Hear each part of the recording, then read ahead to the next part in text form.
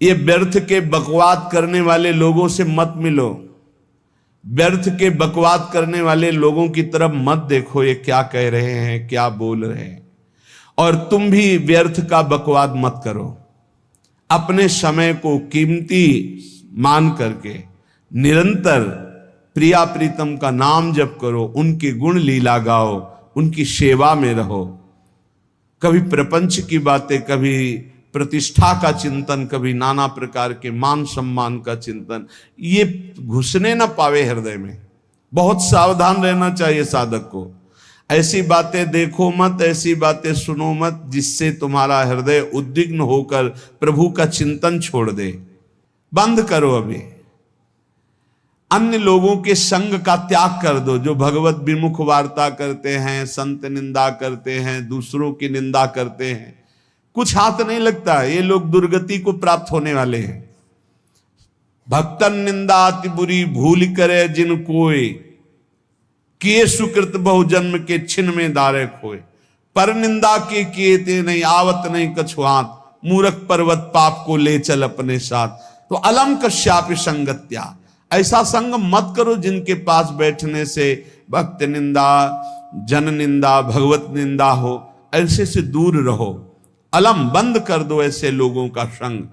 रात दिन हम श्यामा श्याम का नाम जप करेंगे, श्यामा श्याम के लीला गुण गाएंगे, श्यामा श्याम के ही धाम का शोभा का चिंतन करेंगे। जब तुम अपना जीवन श्यामा श्याम के चरणों में न्यौछावर कर दोगे तो पूरा भार श्यामा श्याम ले लेंगे और तुम्हारे हृदय में मस्ती आ जाएगी। जो ऐसा निश्चयी होता है, दृढ़ निश्चयी, उसके अंदर दृढ़ विश्वास, तो उसके हर समय भगवान की स्फूर्ति होती रहती है। भारी प्रतिकूलता में भी भगवान का सानिध्य अनुभव होता है। वो अनुकूलता में तो भगवान के दुलार को देखता है, लेकिन प्रतिकूलता में भगवान की विशेष कृपा को देखता है। ये संयोग, ये वियोग, संसार की ये द्वंद्वमयी वृत्तियां भक्तों के हृदय में नहीं चुभती। आए की हुज्जत नहीं, गए की तलाश नहीं, क्योंकि नित्य संयोग भगवत स्मृति के प्रभाव से प्रभु का रहता है। शोक, विषाद बहुत ध्यान देने योग्य विषय है। तभी लोगों को ऐसा लगता है कि ऐसा कैसे हो सकता है। भक्त के चरित्रों को जब सुनते तो लगता है ऐसा कैसे हो सकता है, ऐसी परिस्थिति में भी ऐसा कैसे हो सकता है। क्योंकि तुम मानसिक बुद्धि से युक्त हो और वो भागवतिक स्थिति से युक्त है, इसलिए तुम उसको पार पा ही नहीं सकते। जब तुम अपना जीवन श्यामा श्याम के चरणों में समर्पित कर देते हो हृदय से, फिर उनकी कृपा से सब विघ्न दूर हो जाते, एक अपार मस्ती रहती है। नहीं तो शोक, विषाद, दुख, क्लेश, कष्ट, संताप, भय, उद्वेग, ये सदैव सताते रहते हैं। इसी से डिप्रेशन होता है। बार बार नकारात्मक चिंतन, शोक, विषाद, दुख, चिंता, क्लेश, संताप, भय, उद्वेग, यही पूरे मानसिक स्तर को नष्ट कर देते हैं। उत्साहहीन जीवन हो जाता है। जब तुम श्यामा श्याम को समर्पित हो जाते हो तो ये सब प्रवेश भी नहीं करते, एक अपार मस्ती बनी रहती है। अब क्या होगा? श्यामा श्याम जो करेंगे वही होगा। श्यामा श्याम पता नहीं कैसा करें, नहीं, वो सदैव मंगल भवन है, वो जो करते महामंगल होता है। यह निश्चय उपासक के हृदय में आ जाना चाहिए। इसलिए अपना सारा मन, सारी बुद्धि, सारा जीवन, प्रत्येक श्वास प्रभु को अर्पण कर दो। फिर देखो तुम निहाल हो जाओगे। दुख, शोक, विषाद, क्लेश, कष्ट, संताप, भय, उद्वेग, ये उसी को व्यापते हैं जिसने अपने जीवन को प्रभु के चरणों में अर्पित नहीं किया। इसलिए तुम अपना सारा मन सारी बुद्धि, सारा जीवन, प्रत्येक श्वास केवल प्रभु को अर्पित कर दो, फिर देख लेना श्वास कैसे अर्पित की जाती, राधा राधा राधा। बुद्धि कैसे अर्पित की जाती, एकमात्र निश्चय कि भगवत सुख ही सुख है, ये जागतिक सुख सुख नहीं, ये दुख है, ये ऐसा दलदल है जिससे आज तक कोई नहीं निकल पाया। सारा मन, हम मन से केवल प्रभु का मनन करें, बार बार मन को संसार से हटा के नाम में, रूप में, लीला में, धाम में लगाएं। बहुत प्रसन्नता हो जाती है उस उपासक के हृदय में जो अपना मन बुद्धि प्रभु के चरणों में अर्पित कर देता। भगवान ने तो इसको बहुत उत्तम स्थिति बताया है कि मेरे से कभी वो अलग हो ही नहीं सकता यदि मन बुद्धि अर्पित कर दिया। मय्येव मन आधत्स्व मयि बुद्धिम निवेशय, तो निवश्य मय्येव अत ऊर्ध्वं न संशया, बिल्कुल संशय नहीं, वो मेरे में ही निवास करेगा जिसने मन और बुद्धि अपनी मेरे में अर्पित कर दी। बहुत प्रसन्नता रहेगी उस उपासक के जीवन में जो अपने आप को मन बुद्धि सहित प्रभु के चरणों में समर्पित कर दिया है। भगवान का आश्रय लेने वाले की पहचान है हर परिस्थिति में प्रसन्न रहना। देखो आप भगवद आश्रित हो कि नहीं, देखो अनुकूल परिस्थिति में तो सब प्रसन्न रहना, लेकिन प्रतिकूल परिस्थिति में प्रसन्न रहना ये भगवान के भक्तों का लक्षण है। हर परिस्थिति में प्रसन्न रहना ये भगवान के भक्तों का लक्षण है। आनंदगन भगवान का आश्रय मिलते ही आनंद छा जाता है हृदय में। उनके पास आनंद का अभाव होता ही नहीं है। जैसे सूर्य का प्रकाश उदय होते ही सूर्य का प्रकाश संपूर्ण अंधकार को नष्ट कर देता है, ऐसे ही भगवान का संपूर्ण आश्रय लेते ही सब दुख चिंता शोक नष्ट हो जाते, आनंद ही आनंद। तुम भगवान के मंगलमय रूप को नहीं जानते हो, पर उनके मंगलमय भाव को, विधान को मानना शुरू कर दो। जो भी होता है मंगलमय होता है। हमने जीवन में देखा है, अगर इधर कोई बहुत बड़ा सुख दिया तो देर नहीं लगेगी, 24 घंटे नहीं व्यतीत होंगे और ऐसे दुख दे देंगे, जिससे दोनों का समान भाव रख करके ना दुख में तुम भूलो प्रभु को, ना सुख में फूलो, सीधे भगवत मार्ग में चल। पूरे जीवन की बात देखा है, भगवान के मंगल विधान में सदा सर्वदा सुख ही सुख है, इस बात को मान के प्रसन्न हो जाओ। जब भगवान का भजन करने वाले की तन्मयता बढ़ती है भजन में, तो द्वेषी जन अपने आप तैयार हो जाते हैं। भक्त कभी किसी से द्वेष नहीं करता, अपने आप वो द्रोह करने लगते। तो नरसिंह मेहता जी से बहुत गांव के कई लोग थे जो जलते थे, ऐसे जलते थे कि अब क्या करें, कैसे मिटा दे नरसिंह मेहता जी को। अब उपाय तो मिल नहीं रहा था। तो एक दिन संतों की मंडली आई और उन्होंने कहा कि हम रास्ते में कोई चोर आदि धन ना ले ले, इसलिए यहां से किसी की हुंडी चलती है क्या द्वारिका में? पहले ऐसा था। बोले हाँ हमारे यहां बहुत बड़े सेठ हैं नरसिंह मेहता जी, पर आप कहोगे वो मना कर देंगे। कई बार कहोगे, अगर वो स्वीकार कर ले तो वहां। और उनका लक्ष्य था कि नरसिंह मेहता जी की तो खाने की भी सुविधा नहीं थी, हुंडी कहाँ की बात आई। उनका था कि जब वो ना कहेंगे तो संतजन नाराज हो जाएंगे, अगर हाँ कह दिया तो वहां हुंडी चुकेगी नहीं, तो संतजन अपने आप इनको शाप दे देंगे, अपराध बन जाएगा, ये नष्ट हो जाएंगे।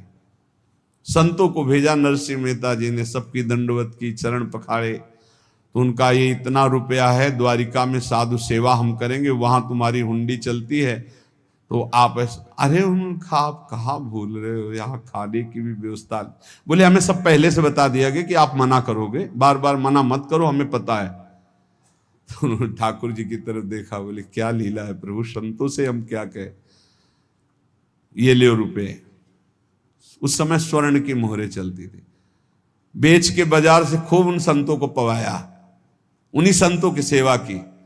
और उनका अपने सेठ का नाम तो बताओ जहां हमें जाके हुंडी मिलेगी। सेठ, सावल शाह सेठ। संत जन गए वहां, पूछा कि नरसिंह मेहता जी का जिन सेठ से परिचय, उनका नाम सावल शाह सेठ, उनकी गद्दी कहाँ है? तो जो कुछ भक्त थे वो द्वारिकाधीश की तरफ संकेत करते कि वही हैं। बोले नहीं नहीं, वो सेठ है, उनकी गद्दी चलती थी। पूरी बाजार में कहीं कोई। अब संत जन एकांत में होकर के बहुत विचलित हुए, क्या हमारे साथ धोखा हुआ? नरसिंह मेहता जैसा संत क्या धोखेबाज हो सकता है? देखो, संशय तो बहुत विचित्र होता है। बड़े बड़ों को संशय हो जाता है। जब भगवती सती जी को संशय हो गया, राम जी को, हे खग हे मृग हे मधुकर श्रेणी, ऐसा पूछते हुए कि सच्चिदानंद कैसे हो सकते, तो किसी को हो सकता है, क्योंकि वो बुद्धि की अधिष्ठात्री देवी है। जो ही उनके मन में ऐसा आया कि क्या हमारे साथ धोखा हो रहा है, इतने में ही देखा, जय हो सावल शाह सेठ की। होगा सावल शाह सेठ, तो देखा बढ़िया मुनीम जी उनके साथ, और सेठ बस्ता लिए हुए मुनीम जी, सरकार इधर से चलो।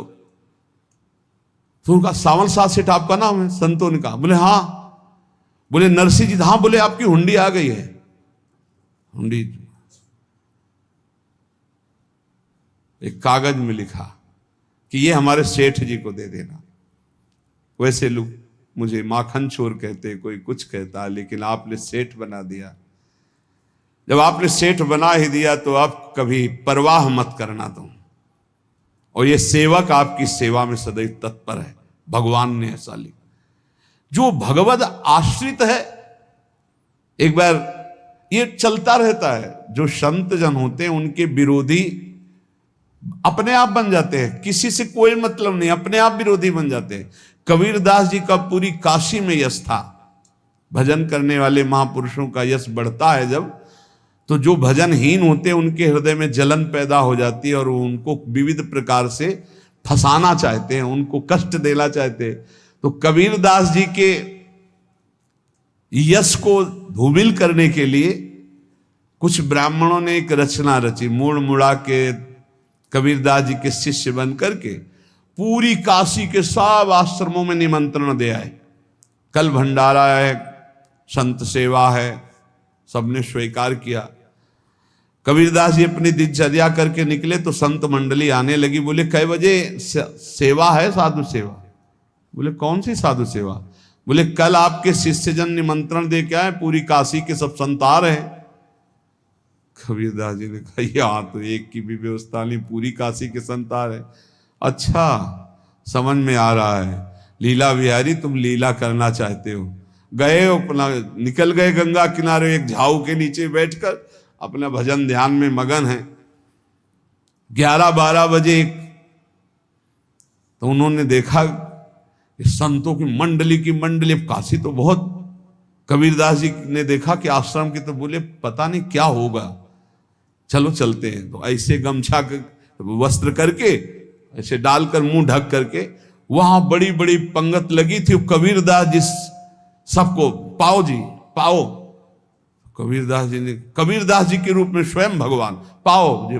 कबीरदास जी ने कहा अच्छा, जब स्वामी परस रहे तो हम भी बैठ के पा ले। तो जब उसी पंगत में बैठ गए अपना कपड़ा ढक करके, और जब मोहरे की दक्षिणा दे रहे थे सब लोग कि वाह कबीरदास जी ने आज तो साधु से। सबको जब कबीरदास जी के सामने आए तो ऐसे मुंह ढके, बोले देखो जो मेरा होता है उसे मुंह छुपाना नहीं पड़ता, मुंह ढकला नहीं पड़ता। लो दक्षिणा, तुम भी दक्षिणा ले।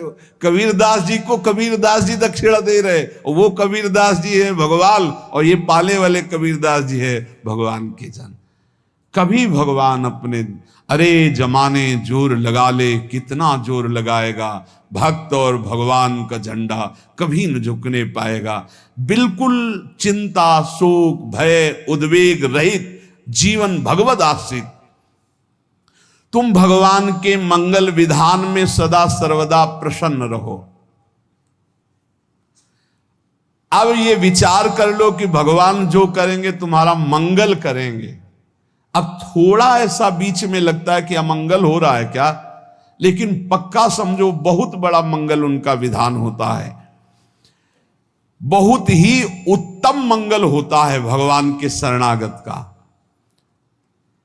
भगवान हमारे विचारों वाले नहीं हैं, हमारे विचार प्राकृतिक है, भगवान के विचार चिदानंदमय हैं। वो अपने विचार से हमारा मंगल करते हो, हम अपने विचार से मंगल चाहते हैं। भगवान के विचार से मंगल ही हमारा होगा, इसलिए कभी हमको चिंता शोक भय नहीं करना चाहिए। भगवान की ओर से कभी तुम्हारे लिए ऐसा विधान नहीं होगा कि तुम दुखी हो जाओ, बस तुम्हारी सोच हो सकती है, उसका परिणाम बहुत मंगल होगा। जगत की ओर से निराश हो जाओ, किसी से आशा मत रखो, फिर आप देखो आपका जीवन कैसा आनंदमय व्यतीत होता है। ये जो जगत की आशा है यही दुख प्रदान करती, सच्ची जगत की आशा ही दुख प्रदान करती है। अगर जगत से कोई संबंध न रखा जाए और भगवत भाव में रहकर तो बहुत अच्छा जीवन चलेगा। अपने कर्तव्य का पालन करो, परिवार को भगवत स्वरूप मानकर पोषण करो, किसी से कोई संबंध मत रखो, कोई आशा मत रखो, यही अध्यात्म सिखाता है। अपने आप भगवत स्वरूप, सबका व्यवहार मंगलमय और आपका जीवन मंगलमय। अपने घर में ऐसे रहो जैसे किसी अतिथि के घर में रह जाता है, चलना है, यहां से जाना है। कौन रहता है अपने घर में अतिथि की भांति? भगवान का भक्त। जाना है यहां से, अपनी प्रिया प्रीतम के पास जाना। ये हमारा घर नहीं है, यहां तो हम समय व्यतीत कर रहे हैं, अपनी आयु व्यतीत कर रहे हैं भगवत आराधना करते हुए। हमें जाना है प्रिया प्रीतम के पास। वास्तविक घर भगवान का धाम है हमारा, वास्तविक घर वाले प्रभु हैं हमारे, जो नित्य सच्चिदानंद भगवान के चरणों में अपने चित्त को समर्पित करता रहता है। उसको यह अनुभव होने लगता है कि बड़ी कृपा है हमारे ऊपर, भगवान की बड़ी कृपा है हमारे ऊपर। सर्वसमर्थ परम सुहृद भगवान ऐसे भक्त के ऊपर हर समय वरद हस्त रखे रहते हैं। ये केवल प्रवचन नहीं, सच्ची बात मानिए। ऐसे भगवान का वरद हस्त हर समय रहता है। जब भगवान की छत्र छाया में भक्त अपने को देखता है तो आसपास घोर विपत्तियों का भी समुदाय हो तो भी वो आनंद में मगन रहता है। हर हालत में आनंदित रहना ये भक्त का स्वभाव है। भगवान ऐसे भक्तों को प्यार करते हैं जैसे कछुआ अपने अंडे को बाहर रख आवे और रात दिन उसका चिंतन करे। जब भक्त भगवान को समर्पित होता है तो भगवान रात दिन उसकी ऐसे चिंतन सुरक्षा करते हैं। अभय, ये दैवी संपदा का पहला गुण है। ये भगवान के शरणागत पर जागृत हो जाता है, वो भयभीत नहीं होता, किसी भी उससे भयभीत नहीं होता। यही डरप हरिवंश हित, जिनो भ्रमय गुण सलिल पर। इस डर से डरते रहना चाहिए कहीं गुण रूपी पानी में फिसल न जाए, नहीं तो गलती हो सकती है। साधक सावधान रहे। ये अभय दैवी संपदा का सबसे बड़ा गुण है। जो भयहारी भगवान की शरण में आ जाता है तो उसके अंदर ये अभय प्रकट हो जाता है। अगर कहीं तुम्हें एकांत में भय लग रहा है, एक आदमी तो एकांतिक में आए थे, वो कह रहे थे कि हमें हर समय भय लगा रहता कि कोई हमारे पीछे है, अंधेरा तो लगता कोई खड़ा है, मैं जीना मुश्किल हो गया, ऐसा भय। देखो ये मन कैसा है, भगवान से विमुख होने पर कैसे डरवाता है। वो कह रहे हैं हर समय मुझे डर लगा रहता है, कोई सामने खड़ा है, कोई पीछे खड़ा है, ऐसा भय लगने लगता है। और जब भगवान की शरण में आ जाते हैं तो ये अभय स्थिति हृदय में जागृत हो जाती है। कोई भी भय आसपास आ ही नहीं सकता, यहां तक कि नरक का भी भय खत्म हो जाता है जो भगवान की शरण में है। महापापी भी पुण्यात्मा महान भक्तों के समान वो उत्तम गति को प्राप्त हो जाता है जो भगवान की शरण में हो जाता है। पर ये जो भोगों का आश्रय लिए हुए हैं, मनमानी आचरण कर रहे हैं, ये कभी उस अभय को जान ही नहीं सकते कोई अभय पद है क्या। इनको तो कदम कदम पर शोक, भय, और दुख की प्राप्ति होगी। कोई बचा नहीं सकता जो भोगों में लगे हैं, मनमानी आचरण कर रहे हैं। अगर निर्भय होना चाहते हो, परम सुखी होना चाहते हो, तो भगवान के शरणागत हो जाओ। सारे जगत को अभय दान देने वाले भगवान हैं। भगवान का एक प्रण है, मम पन शरणागत भयहारी। जो मेरी शरण में आ गया उसके भय का मैं नाश कर देता हूं। साधना में अवस्था मन की मानी जाती है कि आप कितने अच्छे साधक हैं। यदि आपका मन भगवदाकार है, हर समय भगवत चिंतन चल रहा है, आपके स्वप्न भागवती का रहे हैं, आपके विचार भागवतिक हैं, तो आपकी अच्छी साधना हो रही है। और यदि आपके स्वप्न गंदे आ रहे हैं, क्योंकि स्वप्न में मन का ही सारा खेल होता है, और आपकी चिंतन वृत्ति वासनात्मक चल रही, तो अभी साधना का प्रभाव मन पे नहीं पड़ा है। जिसका मन हर समय भगवत चिंतन करता रहता है, वो जीते जी जीवन मुक्त हो जाता, अनुभव होता है। जैसे किसी ने कहा कि हमें कैसे पता चलेगा कि हमारा काम हो गया है, तो जैसे आप भोजन पा लेते हैं तो किसी दूसरे से गारंटी थोड़ी लेनी होती कि हम छक गए हैं क्या, आप जरा बताना हम छक गए हैं क्या। नहीं, अपने हृदय में आ जाता है कि अब मैं तृप्त हो गया। ऐसे ही अपने हृदय में आ जाता है कि मेरा काम हो गया, अब मेरा जन्म नहीं होगा। ये हृदय में आ जाता है, अपने आप अनुभव में आ जाता है। जब स्वरूप बोध होता है तो किसी और से सलाह थोड़ी लेनी होती है, वो अपने आप अनुभव में आ जाता है। हाँ, यदि गुरुदेव का वर्ण नहीं किया है तो फिर आपको किसी न किसी गुरु से प्रमाणित करवाना पड़ेगा। और अगर गुरुदेव का वर्ण किया है तो वही मंत्र, वही नाम, वही गुरु शरणागति आपको अंदर से पुष्ट कर देगी कि आपका काम हो गया है। विषय चिंतन करता हुआ मन विषय आसक्ति को प्राप्त होता है। विषय आसक्ति को प्राप्त हुआ मन बार बार जन्म मरण और नरक को प्राप्त होता है। बस ये विषय चिंतन हटाना ही प्रमुख कर्तव्य साधना का है। बार बार मन को विषयों से हटा करके प्रभु के नाम में लगाओ, प्रभु के रूप में लगाओ, प्रभु की लीला में लगाओ। जहां भगवान प्रकट होते हैं वहां परमानंद की बाढ़ आती है। पर ये ध्यान रखें, गुलाब का फूल कांटों में खिलता है, उसकी सुगंध लेनी, फूल लेना है तो कांटों से बचाकर। ऐसे ही जब आप भगवत चिंतन के लिए चलेंगे तो आपका चिंतन चुराने के लिए माया विविध नाटक करेगी, कांटे फैलाएगी। कोई तुम्हारी निंदा करेगा, कोई अपमान करेगा, कोई उपहास करेगा, तुम्हारी अव्यवस्था हो सकती है, तुम्हारी परिस्थिति बहुत भयावह हो सकती है। इन परिस्थितियों में भी भगवत चिंतन का तार ना टूटने पावे तो आगे गुलाब का फूल है। जैसे कांटे से बचाकर गुलाब का फूल लेते हैं और भगवद अर्पित करके सौरभ का सुख लेते हैं, ऐसे ही भगवान के प्रेमानंद का अनुभव करने के लिए संसार के कांटों से बचना होगा। और खिलेगा यही फूल संसार में ही, मनुष्य देह में, और योनियों में नहीं। भगवत प्राप्ति स्वर्ग में नहीं होगी, इसी मृत्यु लोक में होगी। पहले मन नहीं लगता भगवत चिंतन में, भगवत चिंतन जबरदस्ती करना पड़ता है।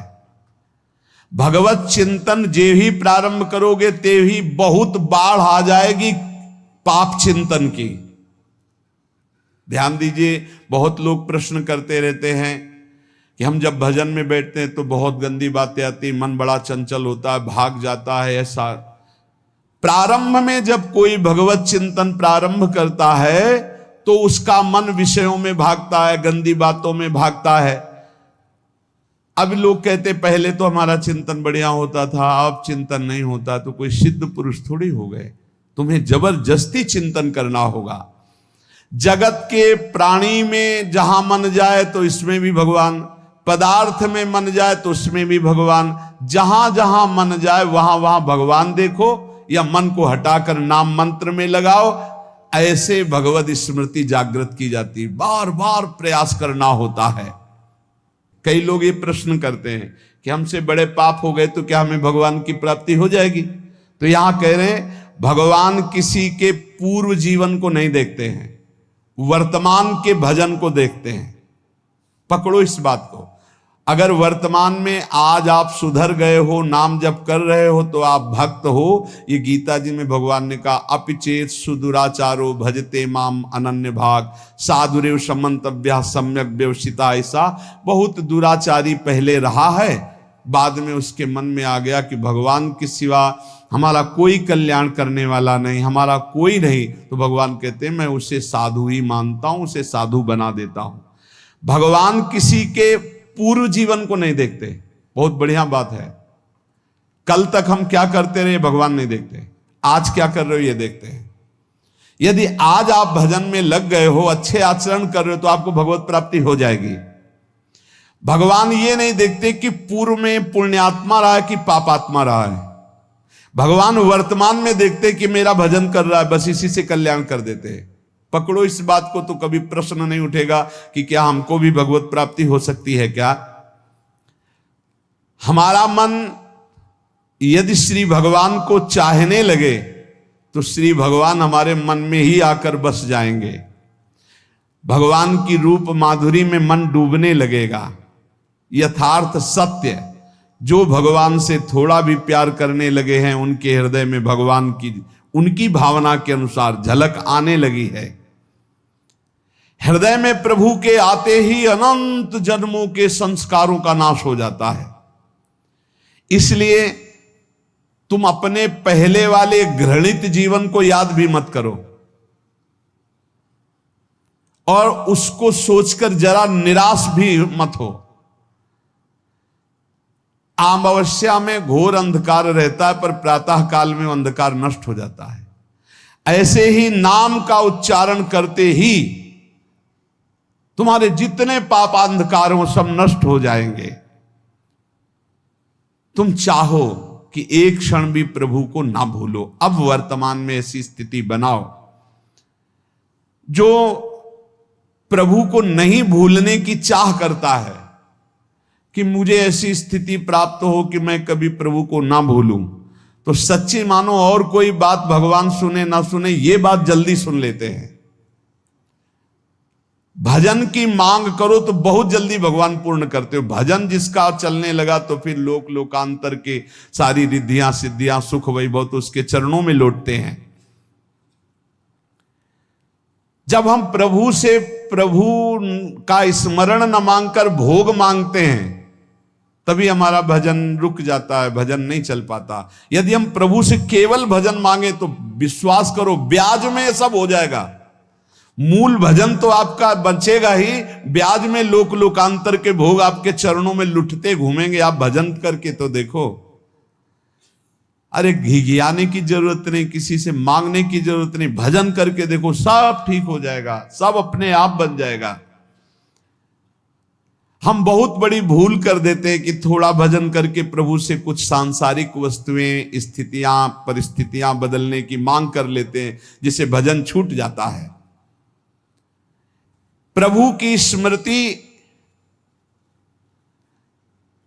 इतनी महान है कि जिन्होंने बैर भाव से प्रभु का स्मरण किया उनको भगवान की प्राप्ति हो गई। जैसे कंस आदि भगवान से बैर ही तो रखते थे, लेकिन भगवान की स्मृति रहती थी। स्मृति ने उनको भगवत प्राप्ति करा दी। स्मृति में महान सुख है, पर वो जब भक्ति रस से युक्त स्मृति होती तब माधुर्य रस, प्रेम रस का अनुभव होता है। कल्याण तो वैर भाव से स्मरण करने वालों को भी प्राप्त हो गया। यदि आप भक्त हो और ये चाहते हो कि आपकी भागवती की स्थिति बहुत जोर की हो, तो हम आपसे प्रार्थना करते हैं कि रोज प्रभु से एक ही बात मांगिए, मुझे अखंड स्मृति दीजिए। अर्जुन जी को पूरी गीता जी सुनने के बाद यही मिला, नष्टो मोहा स्मृति लब्ध्वा। स्मृति, प्रभु आप हम पे ऐसी कृपा कर दो कि हमारे हृदय में किसी और व्यक्ति, वस्तु, स्थान की स्मृति न रह जाए, केवल आपकी स्मृति रह जाए। ये चाह भगवान बहुत जल्दी पूर्ण कर देते हैं यदि उपासक हृदय से ये बात मांगे।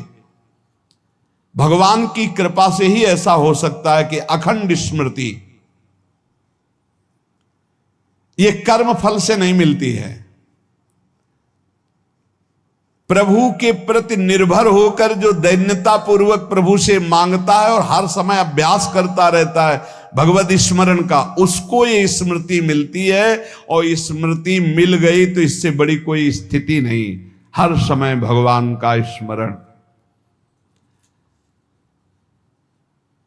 प्रभु से मन प्रतिपल नया नया स्वाद लेकर के आसक्त होता रहता है, नवम नवम। प्रभु कभी बासी नहीं होते।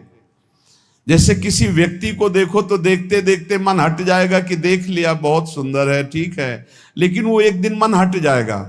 और प्रभु की सुंदरता नवम नवम है, प्रभु के नाम का स्वाद नवम नवम है, प्रभु की लीला का स्वाद नवम नवम है, प्रभु के धाम की शोभा नवम नवम है।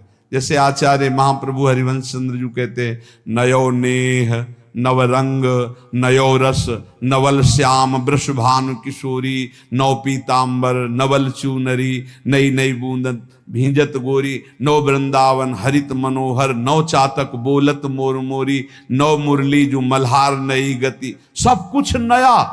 तो नवम नवम प्रभु प्रतिपल नवम नवम प्रभु का रूप, प्रियाजू का नवम नवम, अबहीं और अबहीं और अबहीं और है। तो कहते हैं जब मन निरंतर स्मृति में डूबता है तो जब प्रभु की रूप माधुरी प्रकाशित होती तो ऐसी नवम नवम कि कभी ये नहीं होता कि रूप बासी हो गया। ये वही रूप है जो हमने अभी देखा था, नवम नवम। इसलिए आनंद की उफान आती रहती है उपासक के हृदय में। ऐसी प्रियता, ऐसा आनंद बिना भजन के नहीं अनुभव में आएगा। इसलिए तुम विश्वास करो, तुम्हें बहुत सुंदर सुख मिलने वाला है, आगे अपार सुख मिलने वाला है। ये थोड़ा दुख का समय काट लो, जब तक जीवन है ये दुख सुख की लहर आती रहेगी, आप इसको सह जाओ, आगे बहुत आनंद है, विश्वास मान लीजिए, बहुत आनंद है। जो ये विश्वास कर लेता है वो प्रभु के मार्ग में चलकर प्रभु को प्राप्त कर लेता है। नहीं तो इतने रोड़े हैं कि आप ऊब जाओगे, बहुत रोड़े हैं। जो प्रभु के मार्ग में चलता है तो माया के बहुत से पार्षद अपना प्रभुत्व दिखाने उनके पास आते हैं, महिमा अपनी दिखाने, पर वो किसी वस्तु स्थिति अवस्था प्राणी पदार्थ का प्रभाव स्वीकार ही नहीं करता, क्योंकि भगवत स्मृति परायण है, भगवान की कृपा पर विश्वास है, इसलिए उसको कोई फंसा नहीं पाता। वो नित्य निरंतर प्रभु से घुला मिला रहने के कारण उसकी मस्ती में कोई फर्क नहीं पड़ता। माया का प्रभुत्व रखने वाले उसे फंसाने की चेष्टा करते हैं, पर उस पर किसी का असर नहीं होता। वो कहीं लिप्त नहीं होता, वो कहीं दुखी सुखी नहीं होता, वो हर समय प्रसन्न रहता है। तुम देखो, हर समय प्रसन्न रहते हो? यदि नहीं तो तुम किसी व्यक्ति वस्तु का आश्रय लिए हुए, प्रभु का नहीं। अगर हां तो हर समय प्रभु का स्मरण चलना चाहिए, हर समय प्रभु के आश्रित हो, फिर देखना ये आनंद, ये प्रसन्नता क्या रूप रखती है। बड़े बड़े मस्त संतों को देखा, मस्त ऐसे उन्माद में मस्त है, उस सुख के लिए ललचाओ। कब तक जन्मते मरते रहोगे, कब तक बार बार दुख भोगते रहोगे, कब बड़ा प्रपंच है ये। भगवान का स्मरण परम पुण्यात्मा पुरुष का हृदय माना जाता है, बहुत पवित्र हृदय, बड़ा पुण्यात्मा हृदय जिसमें भगवान का स्मरण। भगवान का विस्मरण पापात्मा पुरुष, भयानक विपत्ति दुर्भाग्य आते हो। सुदृढ़ निश्चय करो, अब हम भगवान के स्मरण में अपना समय व्यतीत करेंगे। मेहनत करो, कार्य करने के लिए कोई मना नहीं, आप नौकरी करो, किसानी करो, व्यापार करो, पर अंदर अंदर भगवत स्मृति, भगवत स्मृति ही सबसे बड़ी स्थिति है। अब चाहे हम जीवित रहें, चाहे हमारे मरण जैसी विपत्ति आ जाए, चाहे सब हमसे हट जाए, चाहे सब हमको नमन करें, अब हम दृढ़ निश्चय करके केवल भगवान के स्मरण करते हुए इस संसार के बीच समय व्यतीत करेंगे।